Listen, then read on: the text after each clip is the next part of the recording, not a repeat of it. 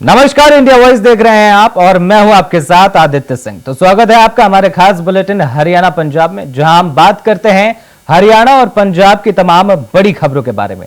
लेकिन सबसे पहले बात करेंगे कि हरियाणा के राज्यपाल बंडारू दत्तात्रेय ने फ्रांस की राजधानी पेरिस में आयोजित होने वाली ओलंपिक खेलों में सभी चयनित 117 खिलाड़ियों को हार्दिक बधाई एवं शुभकामनाएं दी। उन्होंने कहा कि देश के प्रधानमंत्री नरेंद्र मोदी जी का कहना है कि खेल में कोई लूजर नहीं होता है, सिर्फ विनर और लर्नर होता है। इसीलिए सभी प्रतिभागी खिलाड़ियों को पूरे हिम्मत और हौसले के साथ खेल के मैदान में उतरकर खेलें और अपनी जीत हासिल करें। राज्यपाल ने आगे कहा कि हरियाणा सरकार खेल के क्षेत्र में बेहतर कार्य कर रही है, जिसका परिणाम है कि ओलंपिक दल में शामिल खिलाड़ियों में हरियाणा के 25 खिलाड़ी शामिल हैं, जो कि कुल खिलाड़ियों का 22% है।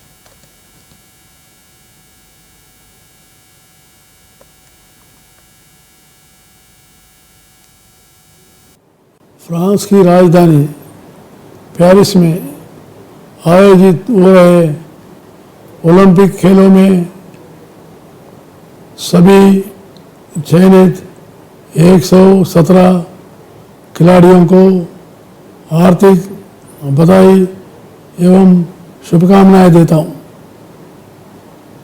जैसा प्रधानमंत्री श्री नरेंद्र मोदी जी ने भी कहा कि खेल में कोई लूजर नहीं होता, सिर्फ विनर और रनर होता है। इसलिए मैं सभी प्रतिभागी खिलाड़ियों को शुभकामनाएं देते हुए कहना चाहूँगा कि वे पूरे हिम्मत और विश्वास के साथ चल के मैदान में उतरे। निश्चित ही जीत आपकी होगी। 140 करोड़ देशवासियों की शुभकामनाएं आपके साथ है। हरियाणा सरकार खेल के क्षेत्र में बेहतर कार्य कर रही है, जिसका परिणाम ओलंपिक दल में शामिल खिलाड़ियों में हरियाणा के 25 खिलाड़ी शामिल है, जो कि कुल खिलाड़ियों का 22% है। जबकि हरियाणा की आबादी देश के मात्र 2% है। हरियाणा प्रदेश की खेल नीति के तहत सरकार द्वारा ओलंपिक पदक विजेताओं को स्वर्ण पदक जीतने पर 6 करोड़, रजत पदक जीतने पर 4 करोड़ रुपया और कांस्य पदक जीतने वाले 2.5 करोड़ रुपया नगद इनाम दी जा रही है। चलिए अब अंबाला का रुख करते हैं, जहां अंबाला के शेरपुर गांव के एक आर्मी का जवान अपनी ड्यूटी के दौरान लद्दाख में बर्फ पर फिसलने से उनकी मौत हो गई। जवान का पार्थिव शरीर उनके गांव शेरपुर लाया गया। आपको बता दें कि शेरपुर गांव निवासी गुरप्रीत सिंह भारतीय सेना में तैनात थे। इस समय वो लेह में ड्यूटी पर थे और ड्यूटी के दौरान वो नदी में गिर गए और उनकी मौत हो गई। उनकी मौत के बाद पूरे घर में मातम पसर गया है। 10:30 बजे सीओ साहब ने बोला कि आपका बच्चा शहीद हो गया।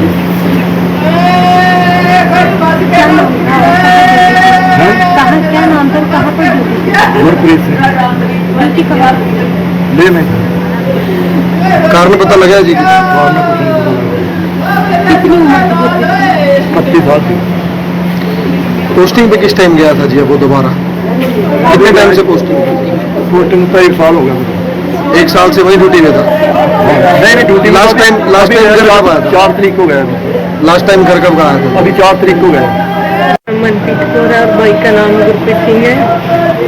10 बजे तकरीबन फोन आया था कि तुम्हारा भाई ऐसे शहीद हो गया, कारण नहीं बचाया गया है। 2 बच्चे हैं, तेजवीर सिंह, तेजवीर सिंह बड़ा बेटा 4 साल का है, छोटा भी 1 साल का ही है, 1 साल 2 मंथ का है। तो क्या सरकार से क्या हुआ? आज पूरा देश धूमधाम से कारगिल विजय दिवस मना रहा है। देश के वीर सपूतों के बलिदानों को याद कर रहा है। इसी कड़ी में हरियाणा के मुख्यमंत्री नायब सिंह सैनी ने कारगिल विजय दिवस पर लोगों को संदेश देते हुए कहा कि यह दिन हमारे लिए गौरवशाली दिन है। कारगिल विजय दिवस भारतीय सशस्त्र बलों के साहस और शौर्य का प्रतीक है। कारगिल से दुश्मनों को खदेड़कर पुनः तिरंगा लहराने वाले जवानों को मेरा नमन।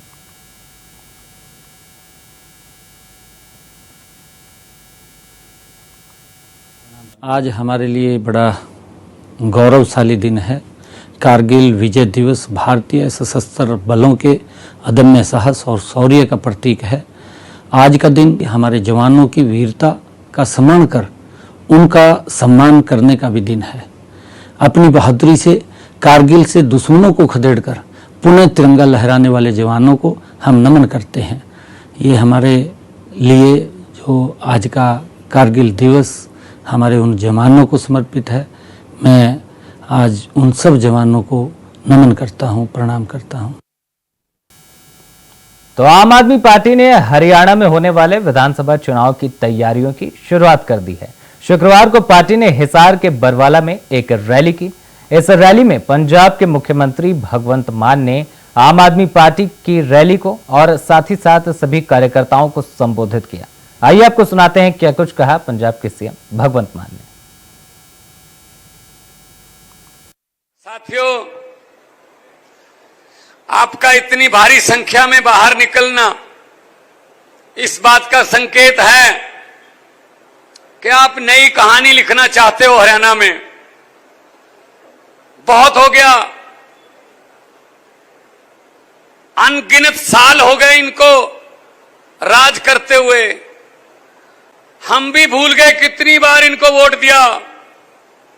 कोई पार्टी नहीं छोड़ी, हर एक पार्टी को चेक किया, टेस्ट किया, लेकिन हर एक पार्टी ने दिल तोड़ा, हर एक पार्टी ने हरियाणा को लूटने का काम किया। अब बहुत हो गया।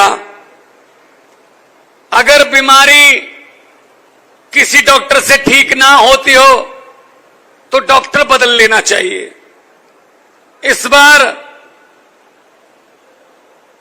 आप बदलाव के लिए बाहर निकले, कोई कमी नहीं छोड़ी। भगवान ने हरियाणा को या पंजाब को, धरती हमारी एक जैसी है, एक ही पत्तन का पानी पीते हैं हम लोग। इतनी उपजाऊ धरती है, जो मर्जी बीज दो उग जाता है। कौम हमारी मेहनती है, दिन रात मेहनत करने वाले लोग हैं हम, थकने वाले लोग नहीं हैं, थकावट नहीं होती हमें। सब कुछ दिया, हर किस्म का मौसम हमारे पास है, सब कुछ है, लेकिन सच्ची और अच्छी नीयत वाले नेता नहीं मिले जो आगे लगे और हमको लीड करें और आगे लेके जाएं। जितने भी नेता है उतनों सबने अपने घर को देखा, अपने बेटे, अपने भतीजे, अपने साले, अपने जीजे, इससे आगे बढ़े ही नहीं, आम जनता का ख्याल ही नहीं किया। तो ये चीज को बदलना चाहते हैं। आपके दाएं साइड पे यानी कि साउथ, दक्षिण साइड पे दिल्ली है, उत्तर साइड पे पंजाब है। फोन करके पूछ लेना, यहां से टोहाना, ये जाखल, ये मूनक आपके साथ में लगते हैं सारे। फोन करके पूछ लेना पंजाब के किसी रिश्तेदार से या दोस्त मित्र से कि 2.5 साल में पंजाब में आम आदमी पार्टी की सरकार बनी है, नौकरियां कितनी मिल गई। 43,000 नौकरियां देके आपके सामने खड़ा हूं। 1 रुपया भी रिश्वत का नहीं मिला। पूछ पूरे मीडिया में यह बात जा रही है, 43,000 में से एक बंदा बता दे कि इस नौकरी के लिए मुझे 1 रुपये की चाय पिलानी पड़ी, फलां फलां एमएलए को चाय पिलानी पड़ी 1 रुपये की, तो भाई साहब मैं जिम्मेदार अपने आप को मानूंगा। कोई सिफारिश नहीं, कोई रिश्वत नहीं। आम घरों के बेटे बेटियों ने पेपर दिए, पेपर में नंबर आए और उनके घर पे चिट्ठी आई कि आ जाओ जी, ये कुर्सी आपका इंतजार कर रही है, आप अफसर बन गए, आप पटवारी बन गए, आप डीएसपी बन गए, आप एसडीओ बन गए। और पंजाब में पेपर लीक भी नहीं होता जैसे यहां होते हैं ना, हर पेपर लीक, तो युवाओं का दिल टूट जाता है। पेपर फूटा बोलते हैं इसको, पेपर फूटा सपना टूटा। पंजाब में ऐसा नहीं होता। तो खबरों का सिलसिला यूं ही जारी रहेगा, लेकिन फिलहाल वक्त हो चला है एक छोटे से ब्रेक का। जल्द लौटते हैं। तो ब्रेक के बाद एक बार फिर स्वागत है आप सभी का। आगे बढ़ेंगे और बात सिरसा की करेंगे, जहां हरियाणा के पूर्व मुख्यमंत्री और नेता प्रतिपक्ष भूपेंद्र सिंह हुड्डा ने शुक्रवार को सिरसा में कार्यकर्ता सम्मेलन में पहुंचे, जहां उन्होंने भाजपा पर अटैक करते हुए कहा कि 10 साल से सत्ता में बैठी बीजेपी के पास गिनवाने लायक एक भी काम नहीं। अपने कामों का हिसाब देने की बजाय बीजेपी के मुख्यमंत्री अपनी रैलियों में कांग्रेस के काम गिनवा रहे हैं। जब लोगों ने इस झूठ को पकड़ लिया तो सरकार अधिकारियों पर कार्रवाई कर अपनी खिज निकाल रही है।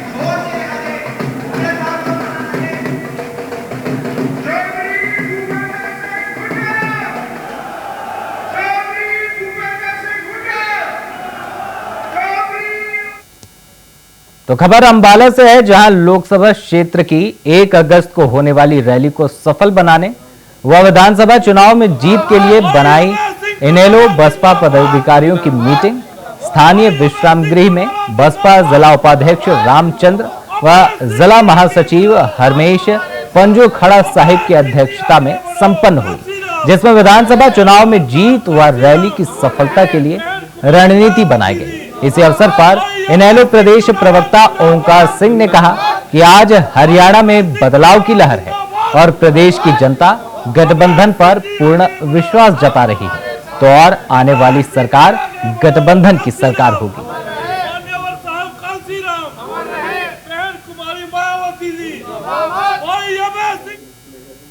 तो आगे बढ़ते हुए बात पंजाब की करेंगे, जहां पंजाब से राज्यसभा सांसद राघव चड्ढा ने गुरुवार को संसद में जोरदार भाषण दिया। अपने भाषण में उन्होंने केंद्र सरकार को घेरा और लोकसभा चुनाव में हार के कारण बताते हुए आर्थिक सुझाव भी दिए।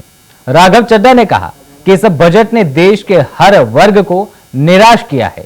भाजपा के समर्थक भी इस बजट से बेहद नाराज हैं, क्योंकि पिछले 10 सालों में सरकार ने टैक्स लगाकर आम आदमी का खून चूस लिया है। चड्ढा ने कहा कि देश के आम लोग सोमालिया जैसी सेवा पाने के लिए इंग्लैंड की तरह टैक्स देते हैं। आज आम आदमी अगर 10 रुपए कमाता है तो सरकार को उसमें से 2-3 रुपए इनकम टैक्स के रूप में दे देता है और 2.5 रुपए जीएसटी और 1 से 1.5 रुपए सरचार्ज सरकार लगा देती है। यानी कुल मिलाकर 7 से 8 रुपए तो सरकार ही ले लेती है और इसके बदले सरकार लोगों को ना तो वर्ल्ड क्लास एजुकेशन, हेल्थ और ट्रांसपोर्ट की सुविधा देती है। फिर इतना टैक्स क्यों? राघव चड्ढा ने लोकसभा चुनाव में भारतीय जनता पार्टी की हार का कारण बताया और कहा कि भाजपा के हार के 3 मुख्य कारण हैं। पहला है इकोनॉमी, दूसरा है इकोनॉमी और तीसरा भी इकोनॉमी ही है।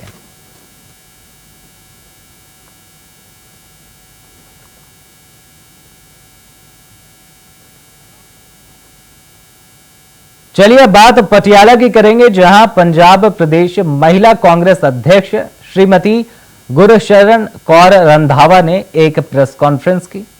इस प्रेस कॉन्फ्रेंस के दौरान उन्होंने केंद्र सरकार पर जहां जमकर हमला बोला, तो वहीं महिलाओं के लिए 33% आरक्षण के मुद्दे पर कहा कि केंद्र सरकार को महिलाओं के लिए 33% आरक्षण लागू करना चाहिए और वो भी जितनी जल्दी हो सके। उन्होंने महिलाओं की सुरक्षा को लेकर भी केंद्र सरकार की आलोचना की और कहा कि पिछले कुछ दिनों में महिलाओं के साथ ऐसी घटनाएं हुई हैं जिन पर केंद्र सरकार चुपचाप तमाशा देख रही है। केंद्र सरकार को संसद में जवाब देना चाहिए कि वे महिलाओं की सुरक्षा के लिए क्या कर रहे हैं। इसके साथ ही उन्होंने 29 जुलाई से दिल्ली जंतर मंतर पर कांग्रेस की महिलाओं द्वारा धरना शुरू किए जाने की जानकारी भी दी और सभी महिलाओं को यथासंभव इस कार्यक्रम में भाग लेने के लिए आमंत्रित किया।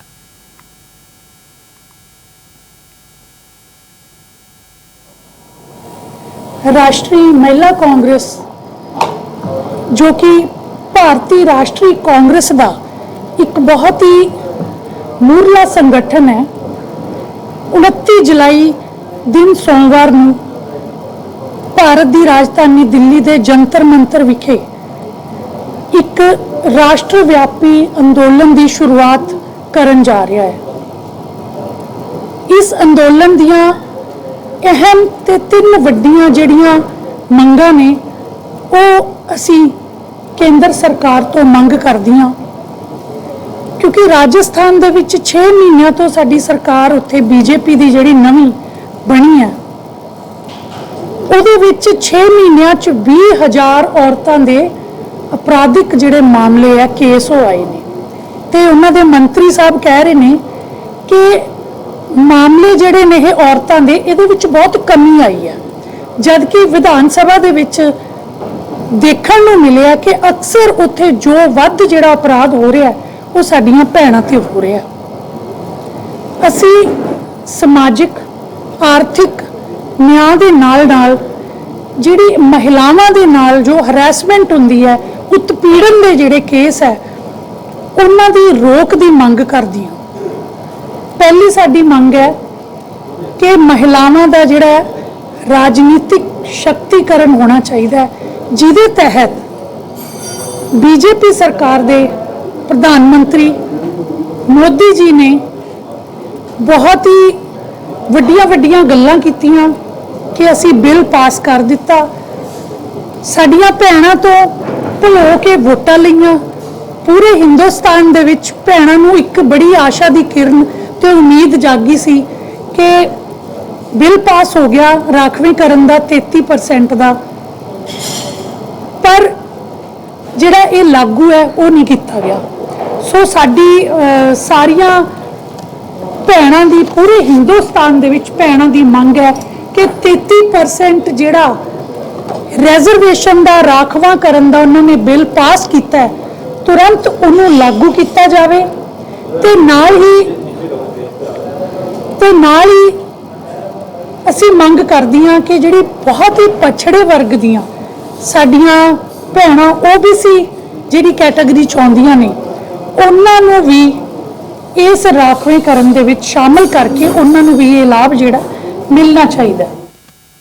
तो खबर पटियाला से है, जहां शहर के बीचों बीच मौजूद जोड़िया भटिया इलाके में इलेक्ट्रॉनिक शोरूम में देर रात चोरों ने शटर के ताले को तोड़कर मोबाइल तथा नकदी पर हाथ साफ कर लिया। शोरूम के मालिक विपिन गर्ग ने बताया कि उनके शोरूम में पिछले कुछ दिनों से बैक साइड पर रिपेयरिंग का काम चल रहा है। उन्होंने बताया कि आज सुबह जब मिस्त्री आए तो उन्होंने मुझे सूचना दी कि दुकान के अंदर का सारा सामान बिखरा पड़ा है। मैं तुरंत शोरूम पहुंचा तो देखा कि मोबाइल के डिब्बे बिखरे पड़े हैं और उनमें से मोबाइल भी चोरी हो चुके हैं और कैश काउंटर से करीब 60 से 70 हजार रुपए नकदी भी गायब है। मौके पर पहुंचे कोतवाली इंचार्ज हरजिंदर सिंह ढिल्लो ने बताया कि शोरूम के मालिक की तरफ से हमें सूचना दी गई थी, जिसके बाद हम तुरंत मौके पर पहुंचे। घटना देर रात की लग रही है। हम मामले की जांच कर रहे हैं और साथ ही साथ आसपास के सभी सीसीटीवी कैमरों की भी जांच की जा रही है।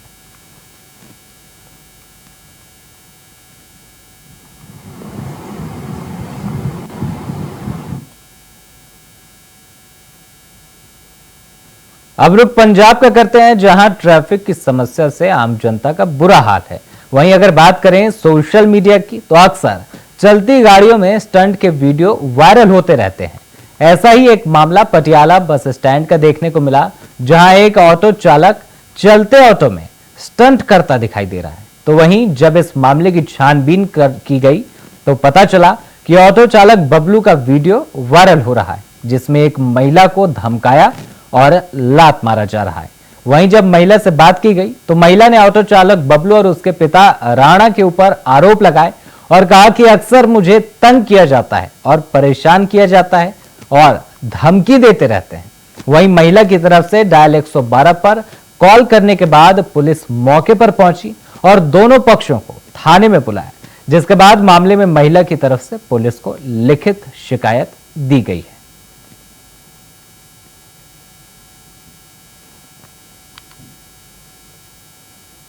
ਮਾਮਲਾ ਸੀ ਮੈਂ ਸਵੇਰੇ ਸਵਾਰੀਆਂ ਮੈਨੂੰ ਉਹਨਾਂ ਦੀ ਸਟੈਂਡ ਵਾਲਿਆਂ ਨੇ ਖੁਦ ਮੈਨੂੰ ਕਹਿ ਕੇ ਸਵਾਰੀ ਦਿੱਤੇ ਸੀ, ਕਹਿੰਦੇ ਸਵਾਰੀਆਂ ਲੈ ਕੇ ਜਾਣੀ ਸਨੋਰ ਦੀ। ਮੈਂ ਕਿਹਾ ਹਾਂਜੀ ਮੈਂ ਲੈ ਜਾਵਾਂਗੀ। ਉਹਨਾਂ ਨੇ ਮੈਨੂੰ ਸਵਾਰੀ ਦਿੱਤੀ। ਉਹਦਾ ਪਿਓ ਆ ਕੇ ਰਾਣਾ ਕਹਿੰਦਾ ਕਿੱਥੇ ਜਾਣਾ। ਮੈਂ ਕਿਹਾ ਵੀਰ ਜੀ ਗੱਲ ਹੋ ਗਈ ਹੈ, ਮੈਂ ਲੈ ਕੇ ਜਾ ਰਹੀ ਹਾਂ। ਇੰਨੇ 'ਚ ਮੇਰੇ ਨਾਲ ਬਦਤਮੀਜ਼ੀ ਕੀਤੀ ਹੈਗੀ ਹੈ, ਮੇਰੇ ਨਾਲ ਗੰਦ ਬੋਲਿਆ ਵੀ ਮੈਂ ਤੇ ਸਵਾਰੀਆਂ ਚੱਕ ਕੇ ਲੈ ਜਾਂਦੀ, ਇੱਥੇ ਗੰਦ ਪਾ ਰਹੀ ਹੈ, ਇੱਥੇ ਉਹ ਮੈਨੂੰ ਬਹੁਤ ਗੰਦ ਬੋਲਿਆ ਸੀ। ਉੱਥੇ ਦੀ ਉਹਦਾ ਮੁੰਡਾ ਆ ਕੇ ਮੈਨੂੰ ਕਹਿੰਦਾ ਕਿ ਇੱਧਰ ਨੂੰ। ਰਾਣਾ ਕੌਣ ਹੈ? ਰਾਣਾ ਕੌਣ ਹੈ? ਰਾਣਾ ਹੈਗਾ ਬੱਬੂ ਦਾ, ਉਹ ਬੱਬੂ ਦਾ ਪਾਪਾ। ਨਹੀਂ ਕੋਈ ਪ੍ਰਧਾਨ ਨਹੀਂ ਹੈਗਾ, ਉਹ ਬੱਬੂ ਦਾ ਪਾਪਾ ਹੈਗਾ, ਉਹ ਵੀ ਆਟੋ ਚਲਾਉਂਦਾ ਹੈਗਾ। ਤੇ ਉਹਨਾਂ ਦੋਨੋਂ ਬਾਪ ਬੇਟੇ ਨੇ ਨਾਲ ਮੇਰੇ ਨਾਲ ਬਹਿਸਬਾਜ਼ੀ ਕਰੀ, ਮੇਰੇ ਨਾਲ ਬਦਤਮੀਜ਼ੀ ਕਰੀ, ਮੇਰਾ ਬਾਹਾਂ ਫੜ ਕੇ ਮਰੋੜ ਦਿੱਤੀ। ਮੈਨੂੰ ਕਹਿੰਦਾ ਉਂਗਲੀ ਨੀਚੇ ਕਰਕੇ ਗੱਲ ਕਰ, ਤੇ ਮੇਰੇ ਨਾਲ ਬਹੁਤ ਜ਼ਿਆਦਾ ਬਦਤਮੀਜ਼ੀ ਹੋਈ। ਫਿਰ ਮੈਂ ਇੱਥੇ ਦਰਖਾਸਤ ਦੇਣ ਆਈ ਸੀ ਮੈਂ ਪੁਲਿਸ ਚੌਂਕੀ 'ਚ। ਫਿਰ ਮੈਂ ਪੁਲਿਸ ਚੌਂਕੀ 'ਚ ਮੇਰੀ ਸੁਣੀ ਨਹੀਂ ਗਈ। ਫਿਰ ਮੈਂ 112 ਤੇ ਕਾਲ ਕਰਿਆ। फिर 112 ਤੇ ਕਾਲ ਕਰਕੇ ਪੁਲਿਸ ਵਾਲੇ ਆਏ ਸੀ। ਫਿਰ ਉਹਨਾਂ ਨੇ ਵੀ ਮੈਨੂੰ ਚਿल्लाया, ਮੈਨੂੰ ਉਲਟਾ ਮੈਨੂੰ ਡਾਂਟਣ ਲੱਗੇ। ਮੈਂ ਚੁੱਪ ਹੋ ਗਈ। ਮੈਂ ਕਿਹਾ ਚਲੋ ਕੋਈ ਨਾ। ਫਿਰ ਮੈਂ ਕਿਹਾ ਚਲੋ ਛੋੜੋ। ਫਿਰ ਉਹ 5 ਮਿੰਟਾਂ ਬਾਅਦ ਹੀ ਮੈਨੂੰ ਉਹ ਜਨਾਨੀ ਨੇ ਮੈਨੂੰ ਕੁੱਟਿਆ ਫੜ ਕੇ, ਜਿਹੜੀ ਉਹ ਤਾਂ ਆਟੋ ਚਲਾਉਂਦੀ ਹੈਗੀ ਆ। ਕਹਿੰਦੀ ਬੱਬੂ ਬਾਰੇ ਕੁਝ ਨਹੀਂ ਬੋਲੇਗੀ। ਉਹਨਾਂ ਨੂੰ ਬੈਕਗ੍ਰਾਉਂਡ ਕੁਝ ਨਹੀਂ ਪਤਾ ਕਿ ਪਹਿਲੇ ਕੀ ਹੋਇਆ ਸੀ ਕੀ ਨਹੀਂ ਹੋਇਆ ਸੀ। ਉਹਨਾਂ ਨੇ ਜਾਣ ਕੇ ਆ ਕੇ ਮੈਨੂੰ फोन मार ਦਿੱਤਾ, ਮੇਰੇ ਨਾਲ हाथापाई। आगे बढ़ेंगे जहां खबर हरियाणा के रोहतक से है, जहां महम कस्बे में मौजूद सरस्वती सीनियर सेकेंडरी स्कूल के बाहर छात्रों के अभिभावकों ने विरोध प्रदर्शन कर स्कूल प्रशासन पर गंभीर आरोप लगाए। अभिभावकों का कहना है कि स्कूल की तरफ से बच्चों के एडमिशन के समय झूठ बोला जाता है। बच्चों के एडमिशन के लिए अभिभावकों को तरह तरह का प्रलोभन और लालच दिया जाता है, जिसमें फीस कम करने की बात कहकर छात्रों को एडमिट कर लिया जाता है, लेकिन बाद में फीस पूरी ही ली जाती है। साथ ही कई अभिभावकों ने स्कूल प्रशासन पर बच्चों की एसएलसी ना देने का भी आरोप लगाया है और बच्चों के 10वीं के सर्टिफिकेट भी स्कूल ने फीस बकाया होने की बात कहकर अपने पास रख ली। लेकिन अभिभावकों का कहना है कि जो फीस स्कूल की तरफ से मांगी गई थी वो पूरी दे दी गई है।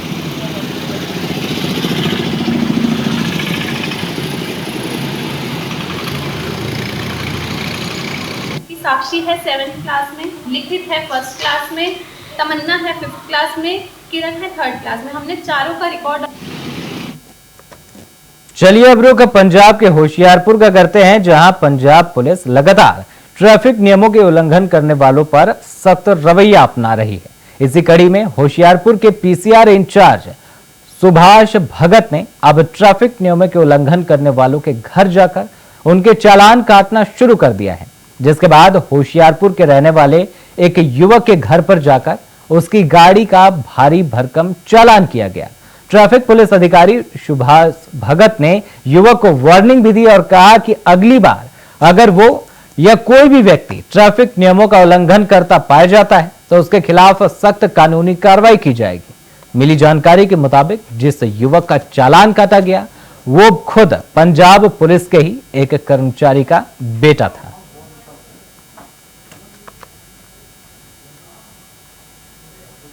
तो फिलहाल हमारे खास बुलेटिन में इतना ही। देश और दुनिया की तमाम बड़ी खबरों को देखने के लिए देखते रहें इंडिया वॉइस। धन्यवाद।